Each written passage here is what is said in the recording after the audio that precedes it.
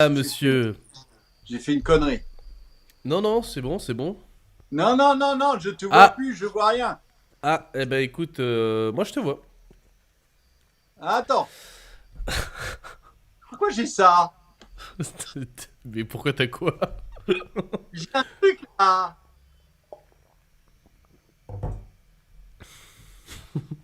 Non mais attends, je me reconnais. Je me reconnais. Je m'en vais Allez, allez, et je reconnecte-toi, prends. reviendrai. Eh ben reviens. Voilà. Mais non, Mais, hein, pourquoi tu me fais ça, garçon, hein?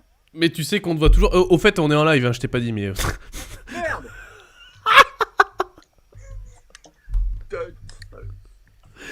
En plus, je te l'ai Ça, dit. ça, ça, tu vois, c'est pas bien. Non, non, non, alors Tu attends. vois, c'est Remettons les pas choses. bien. Non, Très bien, vous faire des bêtises. remettons les choses dans leur contexte. Je t'ai dit, si tu me dis Sylvain, on y va, tu m'as dit Sylvain, on y va. Donc je t'ai dit, ok, on y va. Ouais, Mais non. ouais, ouais.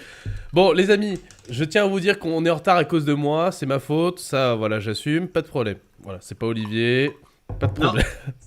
c'est pas Olivier. Et il est content de le dire d'ailleurs que c'est de ma faute. C'est pas Olivier. Voilà. Voilà.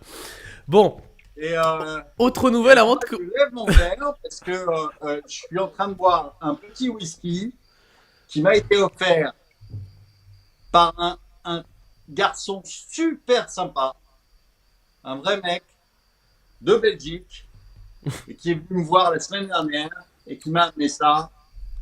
Et petit clin d'œil du Jura, merci, il se reconnaîtra. Eh ben, il a l'air très sympa ton pote. Euh... Et je te dis, il est très bon en plus. Et bah oui, il te respecte. Bon, moi, toujours le même whisky japonais au final, j'ai pas pris de rhum là. Je me suis dit, bon, on va rester sur des valeurs classiques. Alors, avant de commencer ce live, est-ce qu'on parlerait pas... Alors, on sera à Bordeaux la semaine prochaine, les amis. Je vous mets le lien d'inscription pour ceux qui veulent nous rejoindre. Oui, c'est bon. Est-ce qu'on m'entend? Oui, on m'entend. Olivier, est-ce que t'es là? Mais je suis là, je Oui. suis là, je suis là, je suis là. Est-ce que vous Oui. m'entendez tous? Oui, c'est bon, on t'entend. On t'entend, on t'entend. Alors Bon, attends. Je vais les laisser avec toi. ben là, on t'entend plus. Hein. Je vais juste rebrancher mon ordi parce qu'il n'y a plus de batterie. Non, excusez-le. Hein. Excusez-le. Non, mais il faut parler, il faut parler. Non, non, je parle pas, je te laisse te démerder. Attends, Non, mais attends, on me voit ou on me voit pas là? le, le problème, c'est que ce garçon est un Putain, ce boulet. soir c'est n'importe quoi. Ce garçon est un boulet. Ce soir c'est. Ah non, là ce soir on n'est pas dedans là. Allez hop, à la vôtre. Bon, alors, On sera à moi, je Bordeaux. tiens à vous dire deux choses. D'abord, on se retrouve la semaine prochaine à Bordeaux. Euh, alors, on a prévu un dîner, je pense, qui sera très sympa. À l'eau, évidemment, hein, comme d'habitude, surtout à Bordeaux. Et j'ai plein de gens à voir à Bordeaux. J'ai plein de gars sympas qui sont à Bordeaux. Donc, je pense qu'on va passer un bon moment. Je voulais vous dire aussi autre chose. Merci parce que je pense qu'il y en a beaucoup qui nous regardent ce soir et qui ont regardé la vidéo que j'ai faite avec Berkoff sur Sud Radio, où on a cassé le million au bout de 12 jours. On est à un petit peu plus d'un million de vues, ce qui est quand même un super moment. Alors je vous le dis, j'ai aussi repris les émissions C-Cash. On en a tourné une là aussi la semaine dernière. Alors, je ne sais pas exactement quand elle sortira. Elle sortira en tout cas sur l'Afrique parce que eux n'ont pas interrompu RT. Elle sortira aussi très probablement pour ceux qui ont un VPN. Et puis, on est en train de regarder si on peut continuer comme ça en refaire. Donc, je pense que vous allez avoir à nouveau quelques sécages qui sortiront. Et puis, il y a d'autres choses dont je voulais vous parler, et notamment le fait que je vous dis depuis quelques mois, quelques semaines qu'on court vers la récession. Là, on a fini de courir, hein, on y est. Je ne sais pas si vous avez vu le PIB qui est sorti il y a quelques jours. Ils ont sorti un PIB. Alors évidemment, ils se sont félicités du fait qu'il soit flat. En fait, c'est génial parce que c'est à chaque fois c'est des approximations, on en rajoute un peu, etc. Non, il n'est pas flat. Déjà, il est négatif, hein, puisque en fait, il y a quelques 300. Alors vous allez me dire, c'est peanuts. Oui, c'est peanuts. Mais enfin, il y a 300 millions de moins. Et je peux vous assurer que si ça avait été dans l'autre sens, 300 millions de plus, ils auraient crié victoire. Donc, on est en baisse. Et si on retraite ce PIB, d'ailleurs, c'est l'objet en partie de la lettre que je suis en train de finir. Cette lettre vous expliquera comment justement on maquille ce PIB, mais nous sommes déjà en récession. Nous sommes déjà en récession, probablement entre 0,5 et 0,6 de baisse quand vous le retraitez. Donc, vous êtes en récession. Alors, c'est pas une récession énorme pour l'instant, mais ça en est quand même une. Et quand on regarde en détail les chiffres, cette récession, c'est simplement la forte baisse de la consommation, de votre consommation. Et pourquoi y a-t-il une forte baisse de la consommation? Tout simplement parce que les prix montent.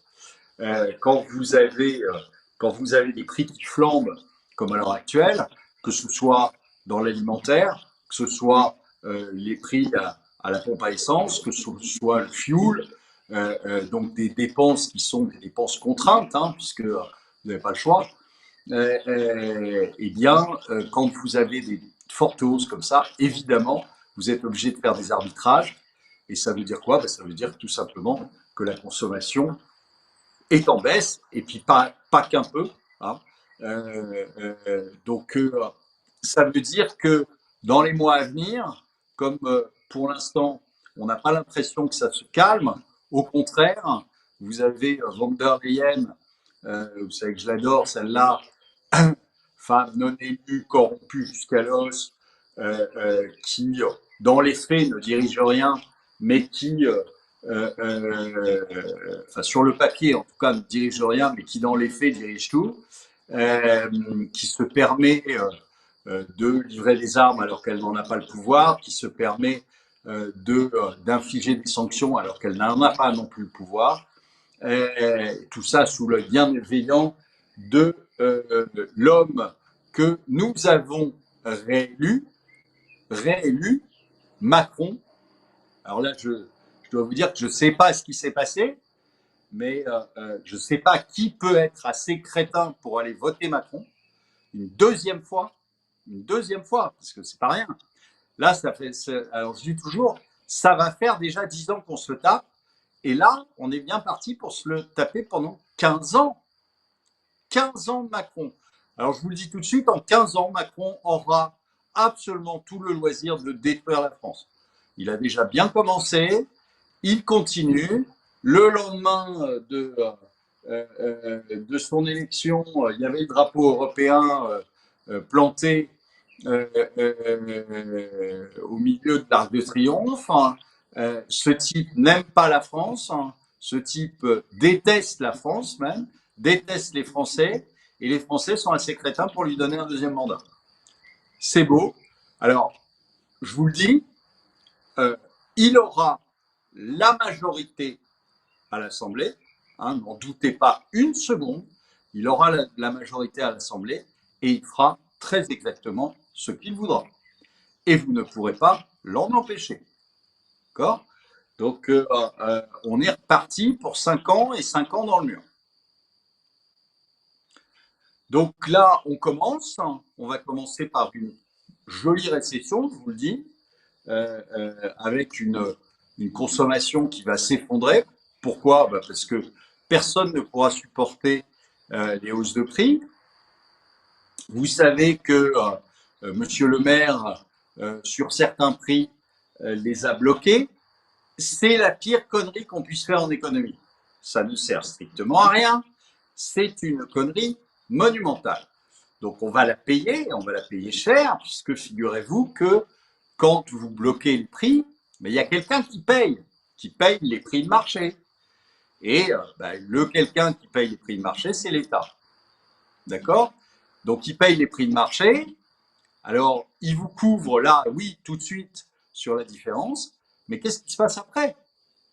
Bien après, il va bien falloir que on paye la différence. Et on va payer la différence où? On va payer la différence dans les impôts, on va payer la différence dans la dette.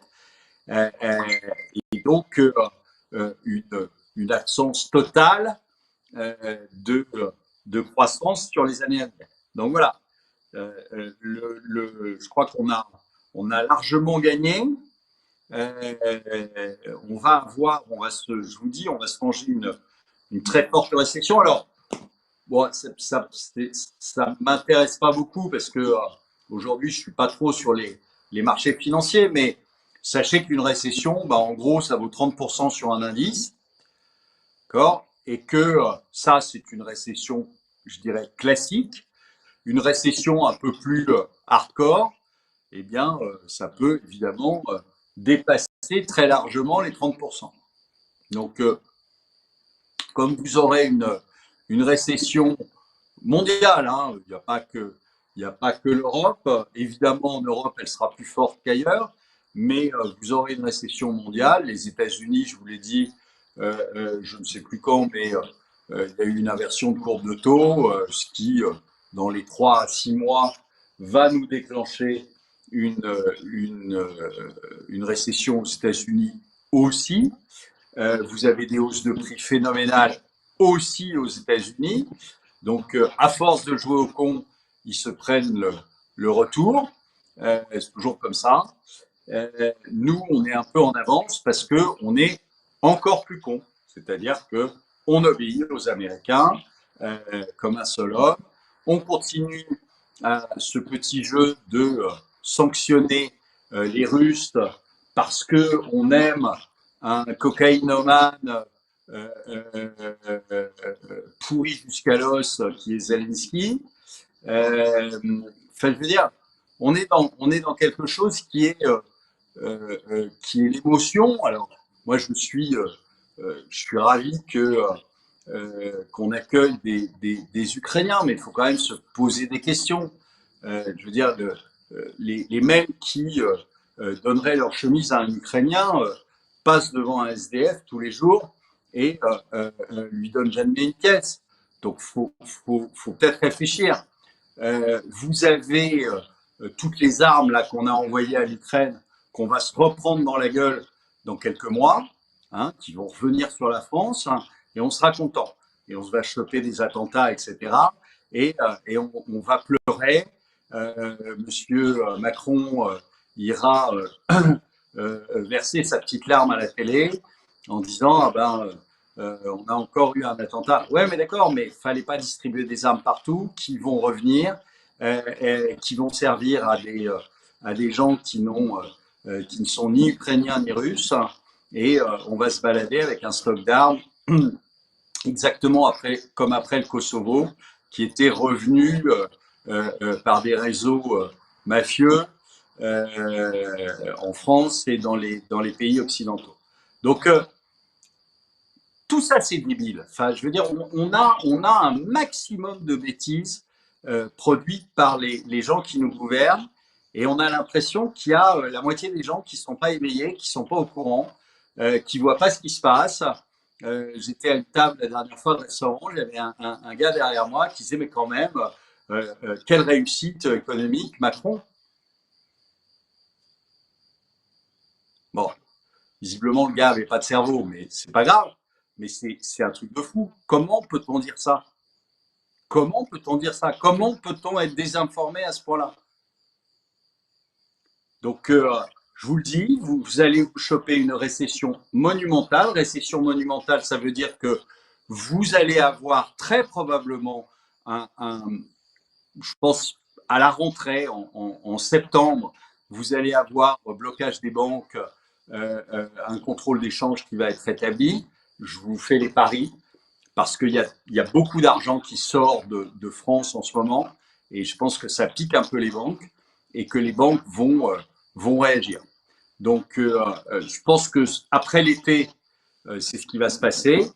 Et là, bah, ceux qui seront sortis, bah, très bien. Ceux qui ne seront pas sortis, ça va faire très très mal. Alors, aussi, autre chose pour les gens qui se disent ah ben, il est encore en France, Olivier. Je fais tout ce que je peux avec mon avocat pour quitter le pays. Hein, parce que j'en ai marre. Je supporte plus la bêtise des Français qui est capable de de s'auto-mutiler en permanence. Alors, je vous avoue que il faut quand même faire le constat qu'en face, c'était d'une pauvreté lamentable, hein, parce que je pense que Marine Le Pen a réussi l'exploit d'être encore plus nulle qu'à son premier débat, ce qui n'était pas ce qui n'était pas facile, pardon. Ce qui n'était pas facile, c'est elle a été ahurissante et elle continue, je pense, à être d'une bêtise et d'une nullité crasse. Donc, euh, c'est sûr qu'on n'avait pas quelqu'un de très, de très inspirant pour le second tour. Mais on avait dit tout sauf Macron.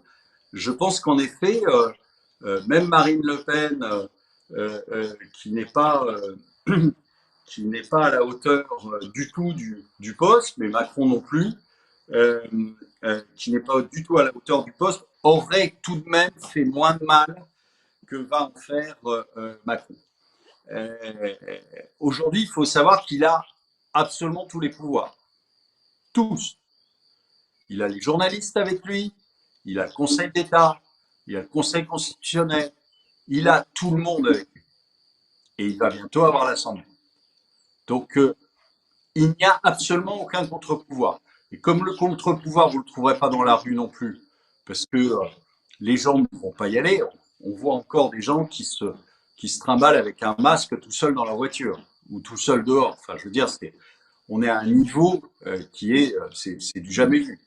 Donc, je pense que là, pour moi, c'est fichu. Donc, je pense que, en tout cas, pour ceux qui peuvent le faire, la meilleure méthode, c'est de prendre ses jambes à son cou et de se barrer. Voilà. Parce que n'attendez rien des Français. J'ai l'impression qu'ils sont complètement lobotomisés. Hein, mon Sylvain? C'est bien ça, c'est bien, ça fout pas le cafard, surtout dès un mardi. Non mais je comprends ton point. Alors après, ouais, c'est compliqué. Non, non, mais C'est alors après, je compliqué. dis En fait, le seul truc sur qui est la compliqué. récession, pourquoi je suis sûr de mon coup sur la récession? Tout Ah simplement non, mais parce ça, que je suis vous d'accord. savez comment on calcule. Vous savez comment on calcule le PIB. Le PIB, alors ça n'est qu'un calcul mathématique. Donc, vous faites absolument tout ce que vous voulez. Hein. Je vous l'ai dit plusieurs fois. C'est comme les chiffres du chômage. Vous faites absolument ce que vous voulez. Vous les présentez comme vous voulez et vous en faites ce que vous voulez. Là-dessus, sur sur l'ensemble du PIB, c'est quoi?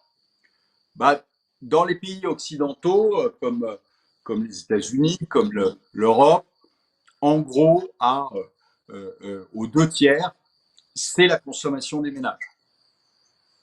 Voilà.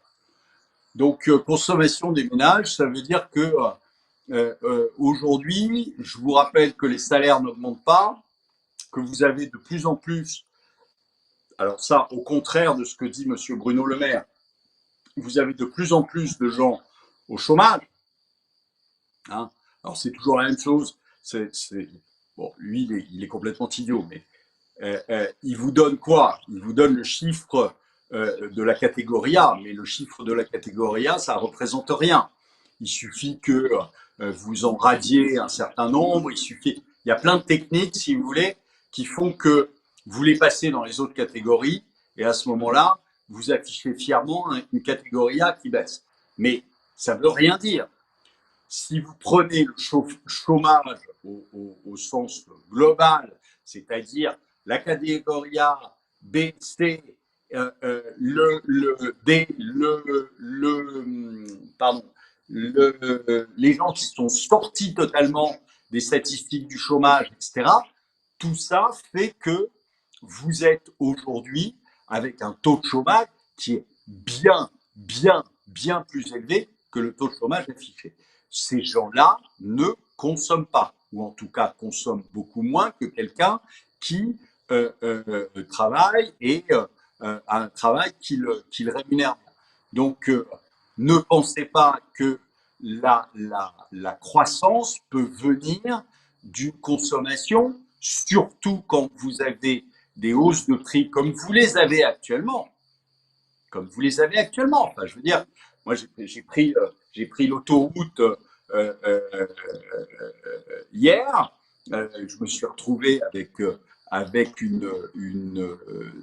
des stations à essence qui faisaient payer plus de 2 euros le litre de 95.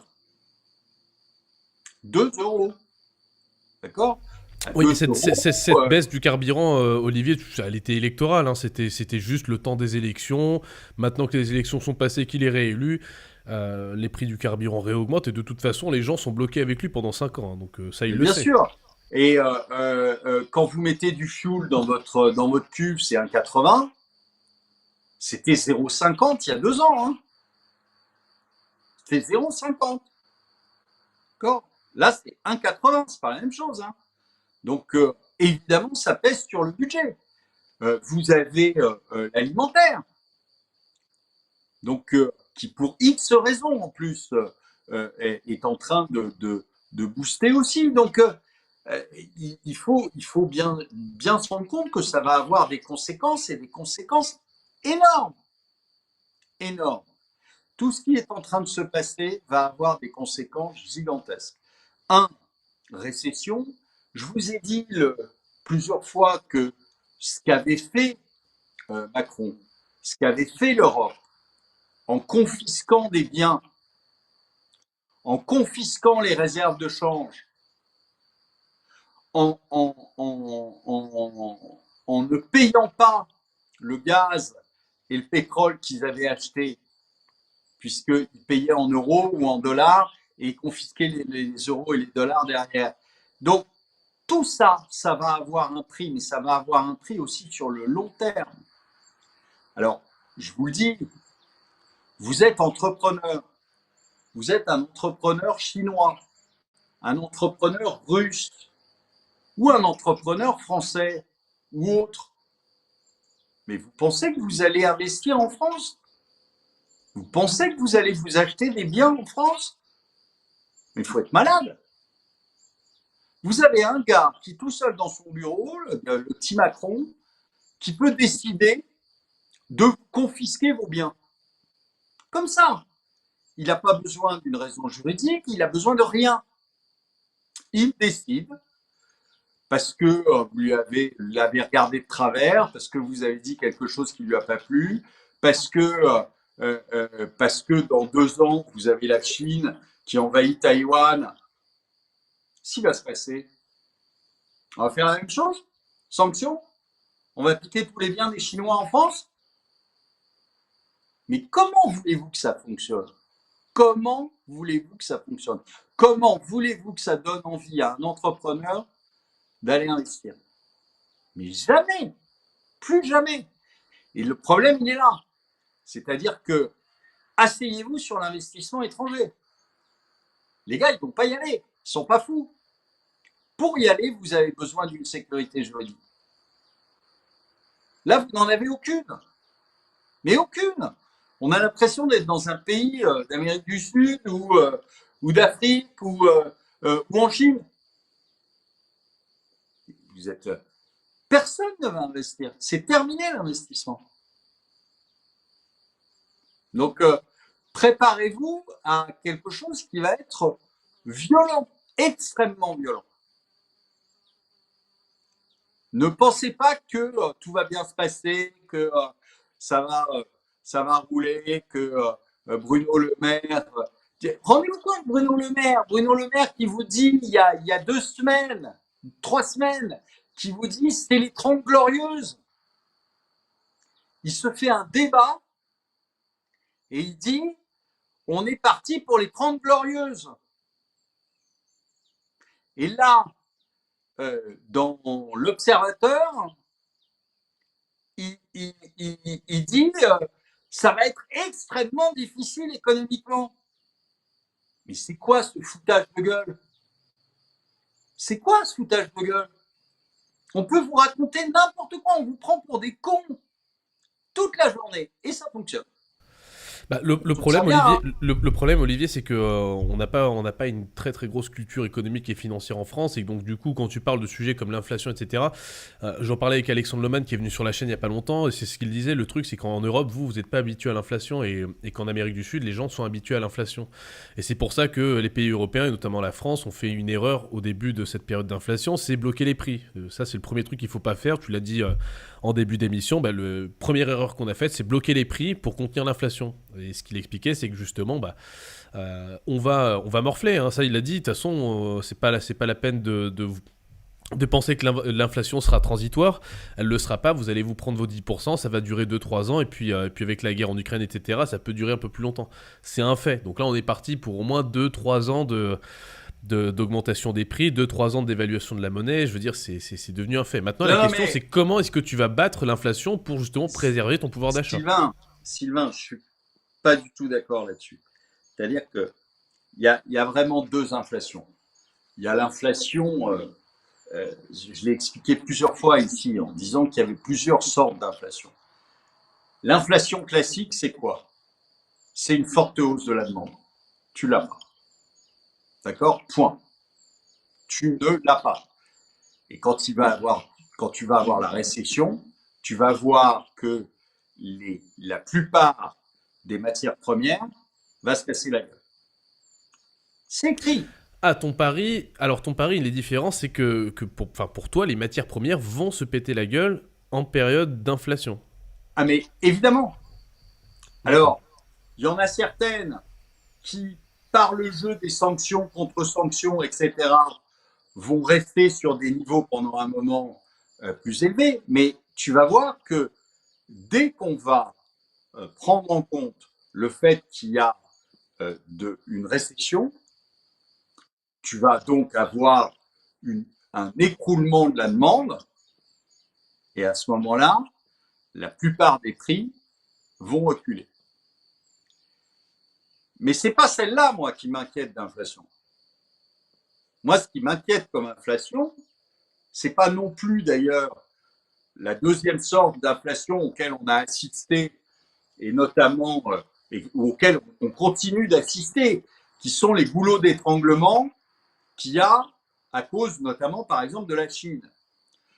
Je l'ai dit plusieurs fois ici, quand la Chine ferme un port, or ils sont toujours dans leur délire de contrôle des populations, etc., avec le Covid. Donc, quand ils ferment un port, forcément, il n'y a plus rien qui rentre, il n'y a plus rien qui sort. Or, tu sais qu'aujourd'hui, la plupart des entreprises travaillent en flux tendu, travaillent en zéro stock, et donc forcément,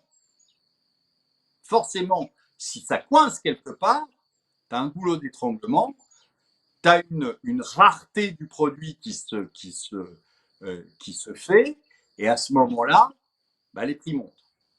Mais ça, c'est réellement, je dirais, une une question d'organisation. Alors, est-ce que c'est voulu par la Chine? Peut-être.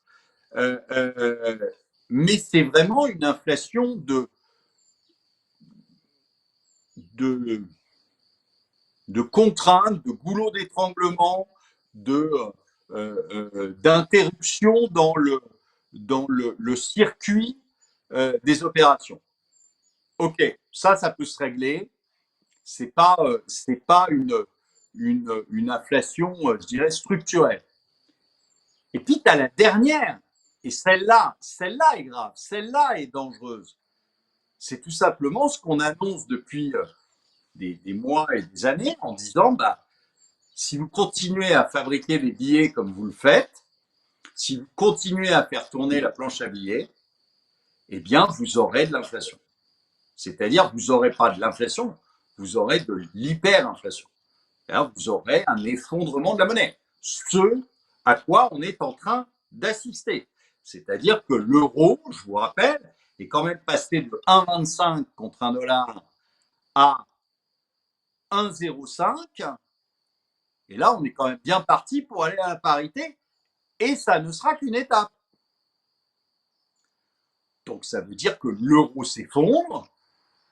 Et là, vous avez un effondrement de la monnaie qui est, à mon avis, de façon mal appropriée, appelée hyperinflation, et et là, vous allez voir ce que vous allez voir en termes d'inflation. Mais sur les autres inflations, moi, une inflation qui va augmenter de 10% par an parce qu'il y a de la demande, non, il n'y a pas de demande. Il n'y a aucune demande. Il n'y a aucune demande parce que la demande, elle se réduit au fur et à mesure que les prix montent. Aujourd'hui, tu n'as pas de hausse des salaires, c'est pas vrai. Tu n'as pas de hausse des revenus, c'est pas vrai. On te dit, ah bah oui, on a augmenté le SMIC de je ne sais plus combien par mois. Ok, mais ça n'a rien à voir avec la hausse des prix. Rien. C'est-à-dire, la vraie hausse des prix, c'est bien pour ça d'ailleurs qu'ils ont tant de méthodes de calcul pour essayer de minimiser l'inflation. C'est qu'ils n'ont pas du tout envie de te montrer l'inflation réelle, parce que sinon, là, pour le coup, tout le monde serait dans la rue. Parce que tu as une perte de pouvoir d'achat monumentale. Monumentale. Donc, voilà, enfin, je veux dire, personne ne peut suivre. Personne ne peut suivre. Aujourd'hui, tous les gens qui sont en état de les gilets jaunes, qui sont en état de pauvreté, qui sont au SMIC ou juste au-dessus du SMIC, comment veux-tu encaisser des hausses de prix pareilles? C'est juste pas possible. Tu peux pas manger. Le seul problème, c'est que ça va se terminer soit soit dans une guerre sociale, soit dans une guerre tout court, en fait, hein, parce que je vois pas comment ça peut se terminer autrement. Hein. Mais c'est la probabilité la plus forte. C'est-à-dire, moi, j'ai toujours dit que c'est Macron qui nous apporterait la guerre civile. Et peut-être que je me suis trompé, il va peut-être nous apporter la guerre tout court, cet imbécile. C'est quand même effarant ce qu'on est en train de faire. On est après, il y a sans se poser la moindre question, un type qui est un fou furieux, qui est un nazi, ça ne gêne personne, et on est en train de se tirer des balles dans le pied avec la Russie. C'est monumental de bêtises. Monumental de bêtises. La question qu'on peut se poser, c'est du coup, est-ce qu'il ne serait pas plutôt en train de créer un État fédéral européen? Je ne sais pas si tu as vu ce qu'ils essayent de faire passer. Ils veulent justement que les votes à l'unanimité ne soient pas forcément requis pour toutes les propositions au sein de l'Union européenne, et qu'en gros, du coup, maintenant, si tu as la majorité, tu fais passer ce que tu veux. On a aussi Macron qui a remis, enfin Macron, j'en sais rien, son gouvernement qui a remis le drapeau européen en dessous de l'Arc de Triomphe. Est-ce qu'on serait pas justement en train d'assister à la naissance d'un État européen, le prétexte étant la guerre contre la Russie, pour justement affaiblir les nations et en créer une nouvelle, un espèce d'État fédéral, donc les États-Unis d'Europe et non plus d'Amérique? Est-ce que c'est peut-être pas aussi ça l'objectif derrière, d'avoir une France moins forte pour avoir plus d'Europe en fait? Non, mais c'est l'objectif. Mais ça a toujours été l'objectif de Macron. Mais c'est bien pour ça. Enfin, je veux dire, c'est bien pour ça que j'arrive pas à comprendre que les gens aient pu revoter pour lui. Macron l'a dit. Il a dit c'est un référendum pour ou contre l'Europe. Et les gens ont été assez cons pour dire oui. Oui à l'Europe. Oui à une von der Leyen corrompue jusqu'à l'os. Corrompue jusqu'à l'os. Pour qu'elle dirige. Mais elle est élue de qui? Est-ce que quelqu'un la connaît? Non. Elle devrait être en prison, comme Monsieur Macron d'ailleurs. On a oublié là toutes les affaires qu'il avait au cul. Fait, réveillez-vous, bordel. Réveillez-vous. Réveillez-vous. Parce que quand vous allez vous réveiller, ça sera trop tard. Vous aurez un pistolet sur la tempe. Réveillez-vous.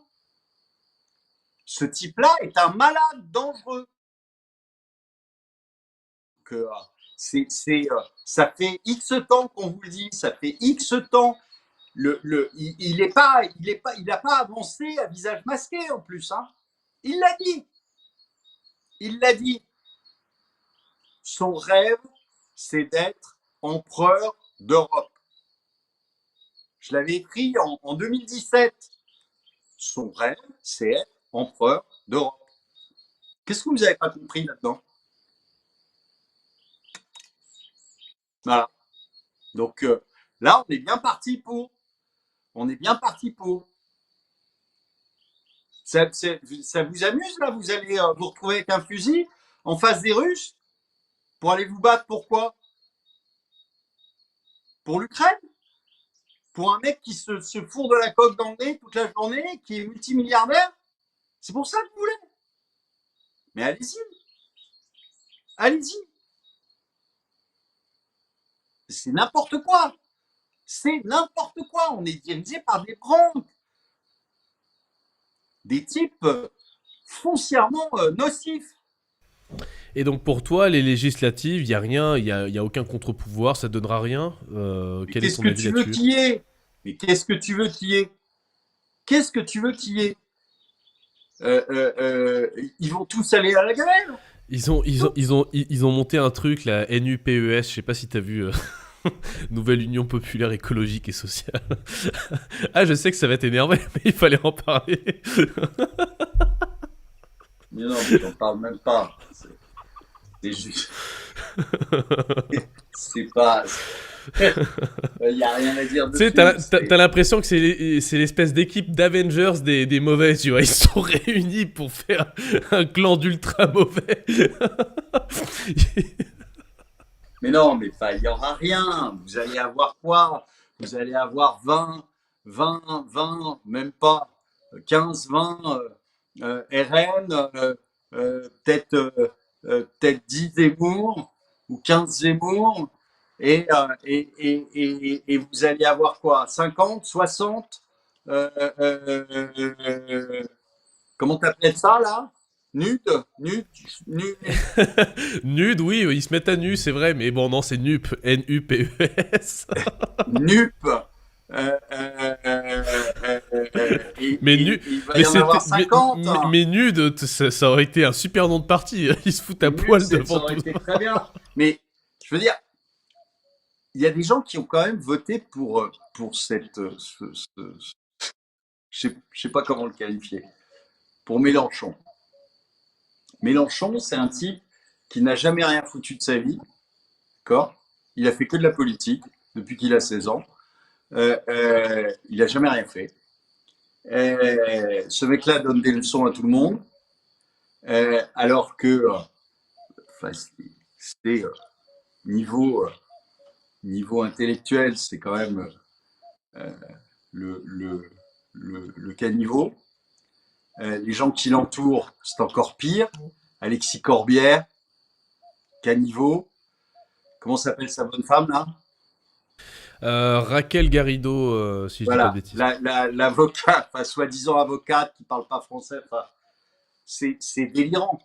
C'est délirant qui se met à insulter un jeune de Zemmour en lui disant tu suces la queue à ton maître. Enfin bon, je veux dire, c'est quand même un niveau fond de caniveau. Et, et ces gens-là se présentent à l'Assemblée pour représenter des gens. Déjà, c'est une blague. D'accord. Et il y a M. Mélenchon qui se pose en, en, en défenseur du peuple, en Oui, adversaire de oui, Macron. oui, en défenseur du peuple, oui, tu l'as bien Voilà, dit. en défenseur du peuple, en adversaire de Macron. Sauf que je vous avais déjà dit qu'il le rencontre à Marseille et il se couche. Il a fait la carpette. Macron s'est bien essuyé les pieds dessus d'ailleurs. Il a fait la carpette dès qu'il l'a vu. Oh, monsieur le président, bien monsieur le président, etc. Il en avait plein la bouche. Hein. Et, et derrière, mais une minute après le premier tour, il appelle à voter Macron. Et après, il va se poser en opposant. Mais c'est une blague, ce type. Et c'est une blague comme tous les autres. Hein. Je ne critique pas plus Mélenchon que les Woerth, Sarko, etc. C'est tous les mêmes. La seule chose qui les intéresse, c'est la gamelle. Ah ça, oui, ça c'est clair. Ah bah, je sais pas si t'as vu d'ailleurs, notre cher ami Manuel Valls a réussi à rechoper quelques... Manuel. Manuel, il est revenu d'Espagne, bronzé comme jamais. Manuel. Est-ce qu'il a Il est... divorcé avec Je sais pas. l'héritière qu'il avait mariée pour justement financer sa campagne à Barcelone? Non, Il est il n'a trop pas fort. divorcé avec Je elle? sais pas, je connais Il pas a sa vie peut-être pas privée. retrouvé une milliardaire en France, hein, parce qu'il n'y en a pas beaucoup. Donc, bah, non, mais c'est à ce niveau-là, si vous voulez, enfin, les gens devraient quand même s'apercevoir que on a un personnel politique, mais qui est minable. Il n'y a pas d'autre mot. C'est le plus bas du bas du bas qu'on puisse avoir. Tous, tous. Il n'y en a pas un pour rattraper l'autre. Et là, on va se les rechoper 5 ans. Mais les mecs, ils doivent se marrer. Enfin, j'ai plus de mots. Ouais, on a une question T'as qui est vu le intéressante. spectacle Laquelle? encore plus affligeant Ah, ouais. Les à mecs qui l'Assemblée dansent, européenne? ouais, qui dansent bizarrement là, ouais, j'ai vu. Je me suis dit, mais ils sont tarés. Et le pire, c'est que je suis sûr qu'on a payé une blinde pour ce truc-là en plus, tu vois. Ça, c'est sûr. Ça a dû coûter un max d'oseille. Mais qu'on est payé ou pas, le pire, c'est que ça existe, tu vois. Mais c'était Ça ne super, devrait pas c'était exister. super gênant en plus, tu vois. Genre, tu comprends rien, ils sont là comme ça, ils font des trucs chelous. Ça- Bon, tiens, question. On a des gens qui nous disent, d'accord, du coup, c'est un petit peu la merde en France, mais du coup, quelles sont les solutions concrètes qu'on a quand on a, par exemple, allez, on va prendre l'exemple de quelqu'un qui a peut-être entre 100 et 200 000 euros d'épargne, qui peut partir de France pour des raisons... qui peut partir de France, qui est mobile. Quelles sont les solutions qui s'offrent à lui aujourd'hui pour mettre à l'abri son petit patrimoine, 100-200 000 euros. Si quelqu'un a un peu plus de patrimoine, on s'en fout, ça marche de la même façon. Est-ce que tu as 2-3 tips à partager? Non, mais je vous l'ai dit, en dessous de, en dessous de 100, moi j'ai qu'un truc, c'est l'or. Je pense que ça a deux avantages. Un, c'est que ça vous sort de la banque. Deux, c'est que ça vous sort de l'euro. Et, et je pense pas honnêtement qu'à ces niveaux-là, ça vaille le coup d'ouvrir un compte en banque parce que il va falloir le gérer, il va falloir, si vous le donnez à gérer, ça va être n'importe quoi. Et donc, il va falloir que vous le fassiez vous-même. Et le faire vous-même, c'est pas toujours évident, c'est pas toujours facile. Et donc, moi, je pense que, et aller le donner à quelqu'un en gestion, qu'est-ce qu'il va vous mettre dans un portefeuille de 100 000 balles? Très probablement du retail, de la grande distrib et Bah, la grande distrib, le Alors, problème, c'est que quand alors, ça va se planter, bah, alors ça se plantera avec. ouais, c'est quoi la grande distrib? Tiens, est-ce qu'on peut expliquer ce que c'est que les produits retail d'investissement que les gestionnaires de patrimoine vont mettre sur des portefeuilles de 100 à 200 000 euros? Qu'est-ce qu'ils nous mettent dedans qu'ils mettent à tout le monde en fait? Bah, ils vous mettent tous la même chose, c'est-à-dire que soit ils vous mettent des produits structurés foireux la plupart du temps, dans lequel il y a beaucoup de marge pour eux, il y a beaucoup de frais de gestion, et donc ils savent qu'ils vont toucher un maximum dessus. Soit ils vous collent dans une assurance vie bêtement, et là je vous rappelle les risques que vous avez dans l'assurance vie, donc c'est pas une bonne idée. Et soit ils vont vous mettre des fonds actions ou obligataires dans lesquels vous aurez les 5 ou 6 valeurs de chaque indice, les valeurs phares de chaque indice. Pourquoi? Parce qu'ils ne savent pas faire autre chose et que de toute façon, il faut que ça monte exactement comme le marché. Donc, ils sont tous benchmarkés sur le même indice, un MSCI World, un CAC 40 pour les franco-français, un Standard & Poor's pour les gens qui ont un portefeuille plutôt américain, etc. Ils ont tous, en fait, les mêmes titres. Ils ont tous à peu près la même stratégie et ils ont tous la même allocation d'actifs. Donc, en gros, vous êtes dans le train avec tout le monde. Donc, quand le train va se planter, bah, vous serez avec tout le monde. Voilà. Donc, le truc, c'est pas une bonne idée. Alors, évidemment, tant que ça monte, tout va bien. Tout va bien, puisque vous faites la même chose que les indices. Et, et donc, vous avez un portefeuille. Le problème, c'est pas quand tout va bien. Le problème, c'est quand tout va mal. Qu'est-ce qui se passe?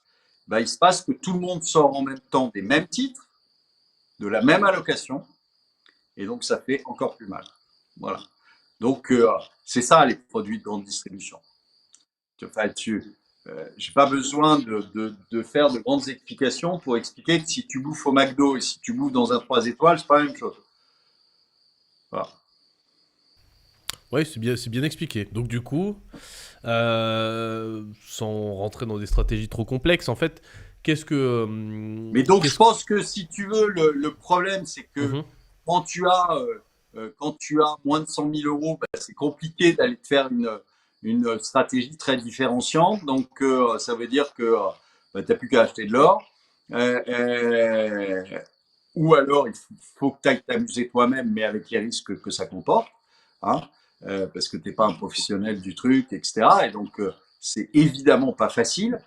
Il faut avoir le temps de le faire, il faut avoir les connaissances pour le faire, etc. Donc, ça se fait pas comme ça, juste entre 19h30 et 20h quand tu rentres du bureau et que tu es crevé. Voilà. Parce que là, il y a même de grandes chances que tu ailles dans le mur assez vite. Euh,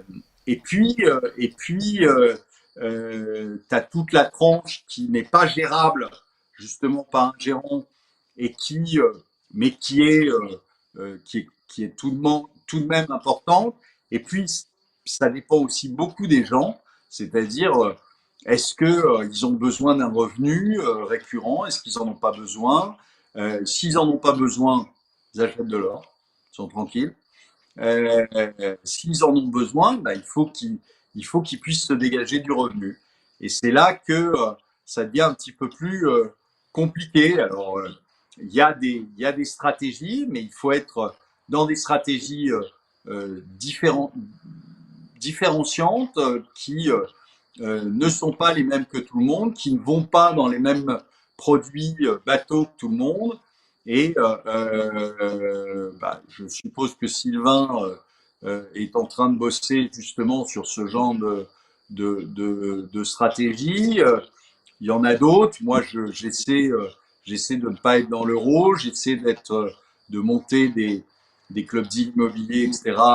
Aux États-Unis. Parce que je n'ai pas envie d'être avec la masse, parce que je pense que ça va se finir mal, vraiment mal. Je Alors, vous dis, tiens, on va avoir quelque chose qu'on n'a jamais connu. On va avoir quelque chose qu'on n'a jamais connu qui va être extrêmement difficile. Donc,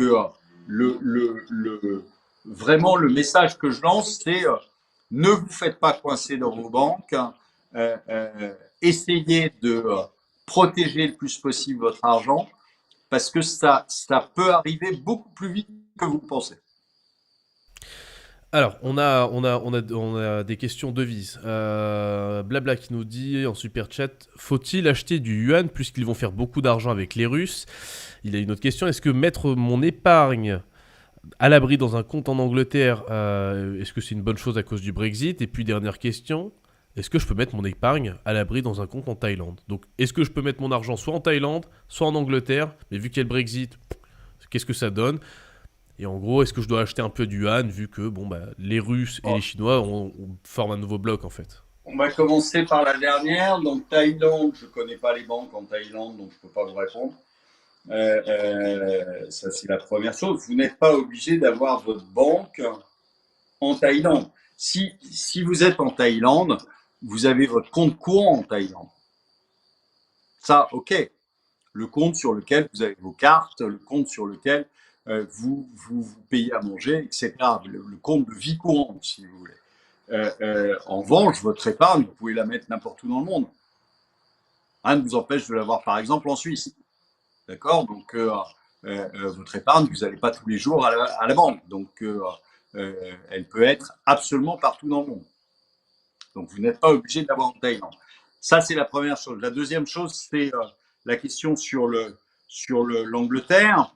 Bah, L'Angleterre, ça dépend où, mais vous pouvez déjà être en GBP. Je pense que c'est mieux d'être en sterling en ce moment que d'être en euros. Voilà. Donc, mais les banques, après, si vous allez à la Barclays, c'est comme si vous étiez à la Société Générale, c'est pareil. Même fonctionnement de la banque, même risque. Et le dernier truc, c'est l'yuan. Mais le yuan, mon pauvre ami, vous ne pouvez pas en avoir. Vous pouvez avoir du CNY. Le CNY, il n'est pas convertible en yuan interne aux Chinois. Et donc, moi, aujourd'hui, je ne le fais pas parce que je pense que il risque de se passer exactement la même chose qui s'est passé en Russie et que je ne suis pas certain que les gens à l'extérieur qui sont en CNY, ils retrouveront leur avantage. Vous pouvez faire comme les Chinois, en revanche, vous pouvez acheter de l'or. Et comme ça, vous êtes dans le jeu des Chinois. Ok, donc à la limite, en dessous de 100 000 euros, déjà acheter un peu d'or pour au moins couvrir l'inflation, et ensuite on voit, au-delà, on se démerde pour trouver des solutions d'investissement un peu plus élaborées. Ok. Écoute, je pense qu'on est bon. Est-ce que tu veux qu'on commence à checker un peu les questions? Ça fait quasiment 1 heure qu'on est en live. Écoute, oui, oui. Alors, je vais essayer d'en prendre quelques-unes au hasard. L'UBE peut-elle prélever les comptes en Suisse? Pas. L'UBE peut-elle prélever les comptes en Suisse? C'est une question que j'ai pris au hasard. Attends, je reprends une autre. Non, parce que je vous rappelle que a priori, l'Union européenne n'a rien à voir avec la Suisse.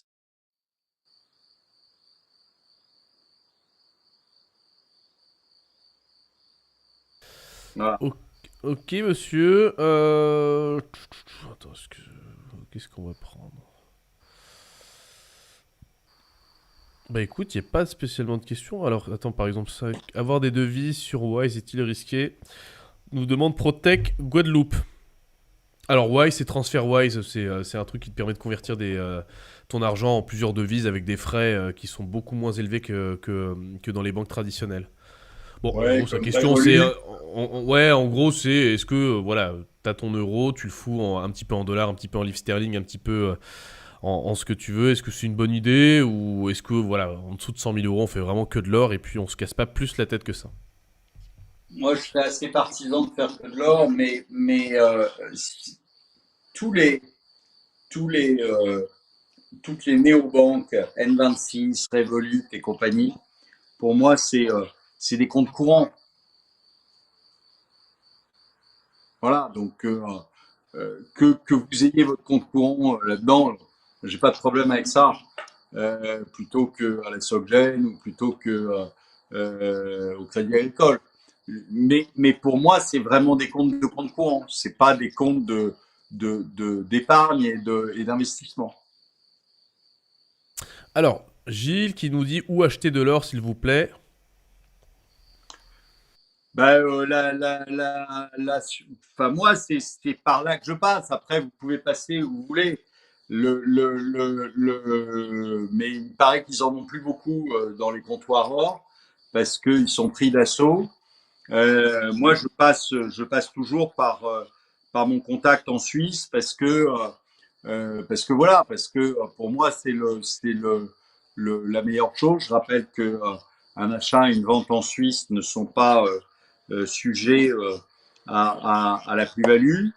Donc, voilà, moi, je passe par l'or physique là-bas. Alors, évidemment, bah, vous allez me dire, oui, il faut aller les chercher.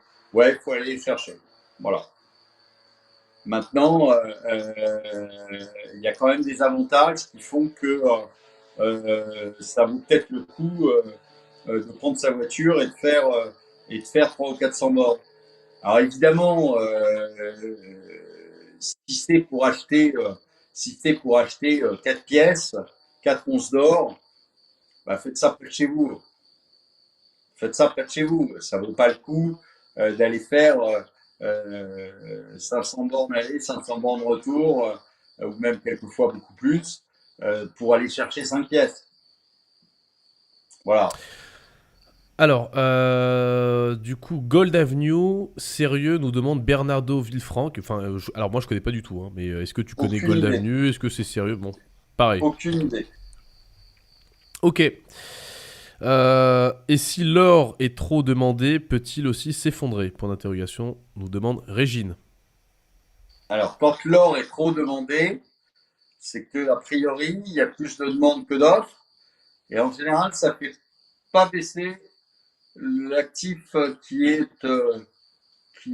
sujet à ça. Non, Sou- évidemment, Oui. quand vous avez un afflux de demandes et que vous n'avez pas d'offres, généralement, c'est plutôt haussier que baissier. Les comptes courants chez Swissquote, comment est-ce que ça se passe? Est-ce qu'il y a un montant minimum? C'est pas des comptes courants, c'est des comptes d'épargne. Il n'y a pas de minimum. Ok, donc ça veut dire Mais quelqu'un ça peut vaut aujourd'hui. pas le coup. Enfin, n'allez pas chez Swissquote ouvrir des comptes à 10 000 balles. Ça vaut vraiment pas le coup. Vous allez payer des fortunes de frais, ça ne vaut pas le coup. Donc, n'ouvrez pas de compte à 10 000 balles. Vous ouvrez un compte si vous avez 100 000, là, je veux bien. Mais un compte à 10 000, pour moi, c'est ridicule. Déjà 100 000, Ok, donc pour toi, tu diversifies ton épargne à l'étranger, enfin en tout cas en Suisse, que si voilà, tu as au moins 100 000 euros de devises, que si tu as au moins 100 000 euros de devises en dessous, autant faire de l'or en France, t'emmerdes pas à aller ouvrir des comptes à l'étranger, les frais vont justement t'exploser pour rien, quoi. On est bien d'accord. ah oui, oui, oui, je pense pas que ce soit. Enfin, si vous voulez, moi, quand j'ai quelqu'un au téléphone, et j'en ai beaucoup, croyez-moi, quand j'ai quelqu'un au téléphone qui a 50 000 euros à sa banque, ben, je lui dis achetez de l'or. Achetez de l'or. S'il a 20 000, s'il a 25 000, s'il a 30 000, je dis achetez de l'or parce que je ne vois pas ce que je peux lui conseiller d'autre. Enfin, c'est ridicule. Il ne va pas se mettre à faire de la bourse avec 25 000 balles. Sylvain, sérieux. Oui, après tout dépend de ce que tu appelles bourse, etc. Mais oui, oui, oui. Oui, Parce que bah, oui, je sais pas. si tu veux, avec 25 000 euros, tu peux en fait acheter quelques actions, attendre 5-10 ans et puis jouer la croissance de ton portefeuille. Mais tu vas pas vivre de la bourse avec 25 000 euros. De toute façon, je pense que les gens ils le savent. Il y a pas de sujet là-dessus. Mais ils font la même chose, ils achètent quelques pièces d'or, c'est liquide. En fait, pour Euh, moi, euh, en fait, les objectifs sont différents. C'est-à-dire que quand tu achètes de l'or, tu te protèges enfin, tu protèges ton pouvoir d'achat. Et quand tu investis en bourse et que tu as une vision positive sur le long terme, en tout cas, tu veux faire grossir ton portefeuille. C'est des objectifs qui sont différents. mais c'est pas aujourd'hui que tu vas faire ça. on est à la veille d'une gigantesque récession. On va pas faire investir en bourse là aujourd'hui, c'est ridicule. Ah bah nous de toute façon on n'a pas donné de conseils en ce sens, on n'a pas dit aux gens acheter toutes les actions que vous pouvez, c'est les soldes en fait. Hein. Oui là ça commence à baisser, je pense que ça continuera et dans tous les cas on aura des discounts assez intéressants sur de belles valeurs. Ça je pense qu'on est plutôt d'accord là-dessus. Et bah écoute, je pense qu'on est bon. Une heure de live, on est quasiment 4000 en direct. Bon, alors on leur redit. Et j'espère qu'on sera nombreux la semaine prochaine à Bordeaux.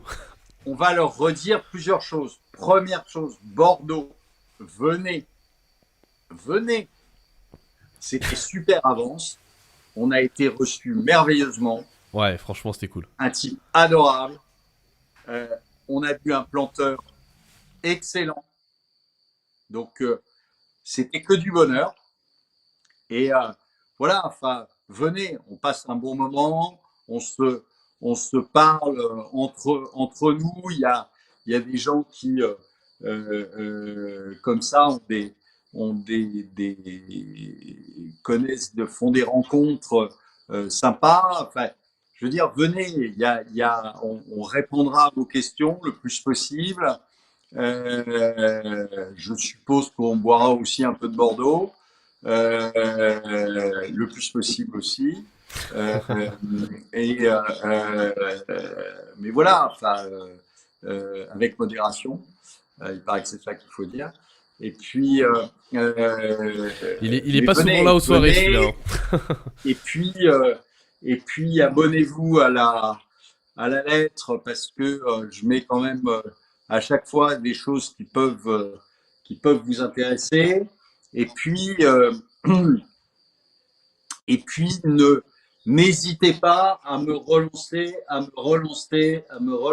parce que je sais que j'ai énormément de retard sur les appels. Je fais ce que je peux.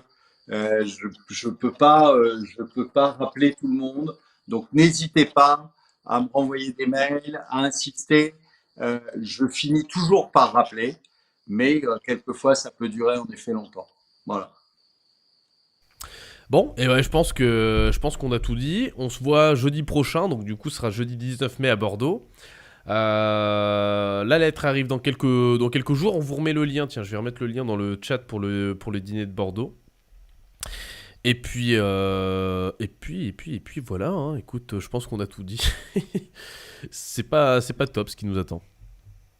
Dîner, non, c'est pas top. Et puis réellement, enfin, moi, j'ai très peur quand je vois ces gens qui ne savent rien en rien, qui sont mauvais en tout, qui ont des raisonnements idiots, des raisonnements de caniveau pour la plupart. Je trouve ça affolant. Et que ces gens-là dirigent quoi que ce soit alors qu'ils sont même pas capables ils pourraient même pas être chef de classe, Macron, en cinquième. Enfin, c'est pathétique. C'est pathétique d'avoir ces gens-là qui sont là, le maire se faisant photographier avec Bill Gates, tout sourire, alors qu'il comprend rien à rien. Enfin, moi, ça m'affole. Ça m'affole. C'est vraiment des gens, je vous dis, à la fois complètement idiots et nocifs. Très nocifs. Voilà. Donc, malheureusement, on va se le rechoper. Moi, je ne crois pas du tout que les gens soient assez de ressort pour le virer comme un malpropre, comme il devrait être viré comme un malpropre, mais que malheureusement, on va subir les conséquences de cette monstrueuse erreur qu'on a fait il y a une quinzaine de jours. Bon, et ben, je pense qu'on est bon. Sur ce, on se retrouve semaine prochaine à Bordeaux.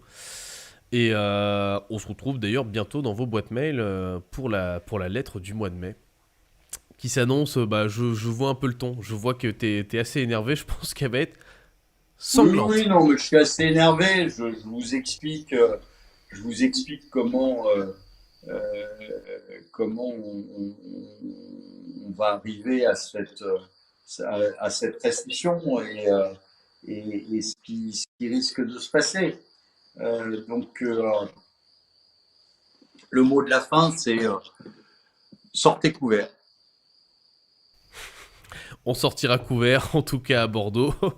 J'espère qu'il fera pas trop moche. Allez, on se voit la semaine prochaine et on vous souhaite une excellente soirée les amis. Bonne soirée.